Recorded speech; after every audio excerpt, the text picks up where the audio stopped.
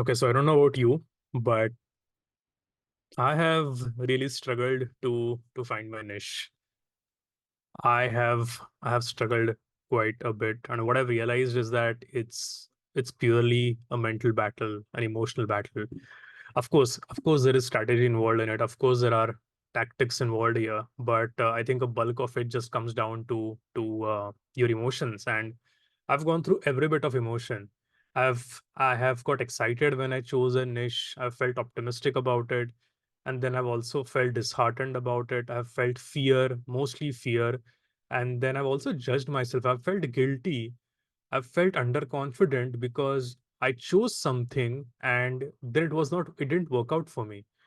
And when I chose a particular niche and when I did not really commit to it, I felt fear and I felt, okay, it's happening because I'm inadequate. But that's until I saw a video by Cal Newport, which completely changed how I looked at niching down.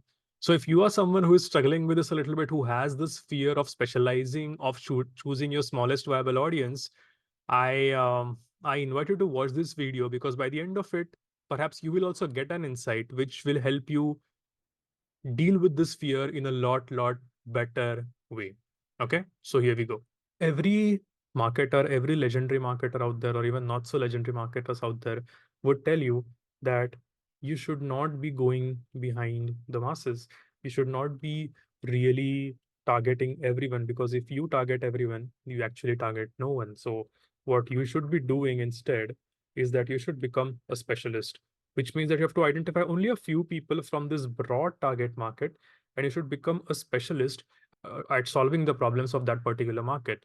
So maybe you decide that you want to work only with SaaS companies, or you want to only work with HR tech companies, or you want to only work with manufacturing companies or only marketing agencies.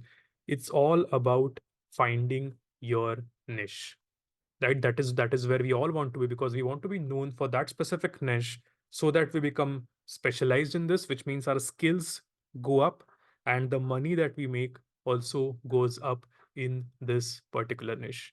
Okay, sounds fantastic, but it is easier said than done, because when we start going into the niche, that's when the real problems start arising. So when I heard people like Seth Godin talking about the smallest viable audience, obviously I wanted to reach to that smallest viable audience. And so I started making a list of the kind of people that I wanted to reach.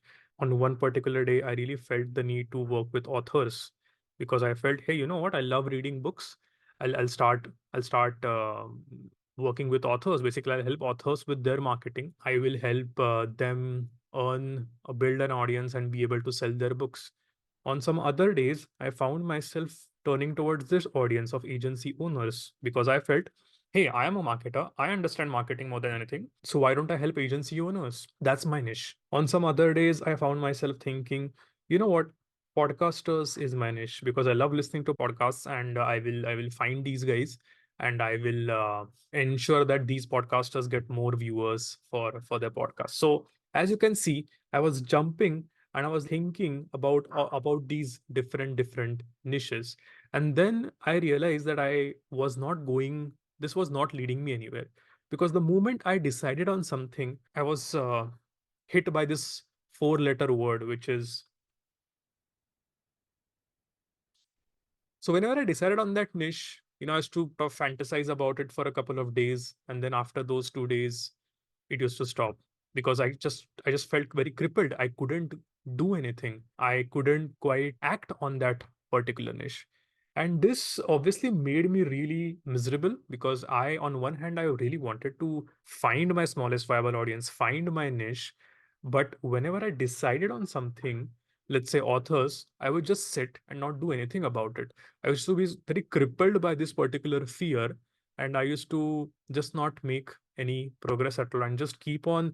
I was stuck in this rut of, overthinking, over analyzing, and basically a lot of, fear. I'll just go back to this word that what I felt was pure fear. I was feeling very judgmental of myself, because my confidence was dropping. I felt I couldn't commit to a particular niche. When I thought about it a little bit more, I realized that a couple of problems that I have, in not making progress in this particular niche, is that I don't have the skills, to work with these authors or these agency owners, which is leading me to imposter syndrome. Because yes, while I want to work with authors, do I have the skills? I don't, because I've always been a generalist. And so having a lot of imposter syndrome really, really held me back. The second problem was access. Because yes, I might want to work with authors, I might want to work with podcasters, but I didn't have access to them. I mean, how many podcasters do I know personally? Of course, I know Tim Ferriss, I know Joe Rogan, but do they know me personally? They don't. So, of course, with agency owners, it changes a little bit because I do have access to those guys. But for most of the other niches that I was choosing, the skills was a problem and the access was a problem. And I was still stuck in this rut until I came across this one video from Cal Newport, which completely changed the way I'm thinking about all of this. So in my case, I was at stage A and I was looking to jump to stage B. A is basically where I am a generalist, and B is where I am a specialist. And let's say I want to work with authors, for example. If this is my ideal stage, what I was looking to do was that I was looking to make this jump right from A to B. So, which means that I wanted to stop what I'm doing today and directly jump from A to B, which means that from tomorrow I want to start working with authors. And what I saw from Cal Newport, or the video that I saw from Cal Newport, basically, I will link the video in the description, but basically, the video said that instead of making this huge commitment, why don't you make smaller commitments? Because your mind, so I cannot draw the brain, so I'll just call this as the brain. Whenever I decided to make this shift or make this jump from A to B, and when I realized that, okay, I have some serious issues when it comes to skills and access, I was hit with tremendous fear. So, one part of me really wanted to go here from A to B, but my fear was pushing me back to A simply because B is a very unknown situation. So, what Cal Newport basically suggested in that video is that with your current reality, your brain basically makes a few projections, okay, of what a perceived reality could be. So, for example, if I'm very obese, if I'm very fat, it's very hard for my brain to imagine me with six pack abs because it's too much of projecting an unrealistic situation. But if let's say if I'm obese, then can I imagine a situation where I eat one less, I don't know, one less meal outside in the week?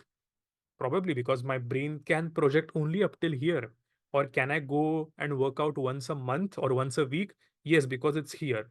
So when you make these grand plans, and when your brain doesn't even believe that you will ever be at this particular point, which is point B, then your brain sort of works against you. And despite of whatever plans you make, the brain sort of destroys them because it's so afraid it just cannot link these 2 points together. It just cannot. And so what it starts doing is that it starts pushing you back and you feel stuck in a rut. And so the only small change that I made is that yes, I do want to work with authors. So lately, for example, have been really looking forward to working with Ali Abdal. Okay. But do I have the skills? I mean, I don't know if I can write as well as he wants me to be. And do I have access to him? Definitely not. I mean, I know Ali Abdal, but he doesn't know me. But what I can do is I can start with the people that I know, right? The people that I know, who do I know in the Indian industry? Well, I know a few good entrepreneurs. I know a few good agencies. I know creators like Ankur Wariku. I can reach out to them. And then they can introduce me to three more people. And they can introduce me to three more people. And what is happening with this process is that I am building my skills, I'm building my portfolio, and I'm also building my access. So I will get here, but I'm not crippled. I'm not thinking and overthinking and strategizing that, oh, I want to only work with Ali Abdal, and unless and until I work with Ali Abdal, I won't be happy. That is not the right way to think about this. The better way to think about this is that, okay, who do I know today? Who can I help today? Who I have access to today? And what kind of skills do I have today? And who can I help? Because this will go on improving. And at one point of time, maybe I will know if I do good enough work, obviously, I will be introduced to Ali Abdal at some point of time, provided I stick with the niche and all of those things. But maybe I'll come to him. But maybe it's not about taking that leap of faith or that jump directly from A to B, because then your whole brain acts against you. But if I want to reach out to a famous Indian entrepreneur who I know, my brain doesn't really is not very afraid. It'll go for it. Yeah, you can just reach out to him and pitch your services. It's not that big of a deal because my mind can project that reality. but my mind cannot project the reality of working with Ali Abdal. I hope this helps. It's more of a psychology video than a marketing video. But I just end by saying that if you have been overthinking about your rut and if you feel you're not making progress, it's perhaps because you're thinking of that very ideal situation to which you will go, but maybe not today. Today, you will have to start with where you are, with the people you know, and slowly you will build a bridge there. So don't get caught up in that overthinking rut. It is just fear. So pick the next step and work on that and win your brain's support. Don't let your brain fight against you. You sit with him, you use it, and you go towards it as opposed to constantly fighting it. I hope this helps. Thanks.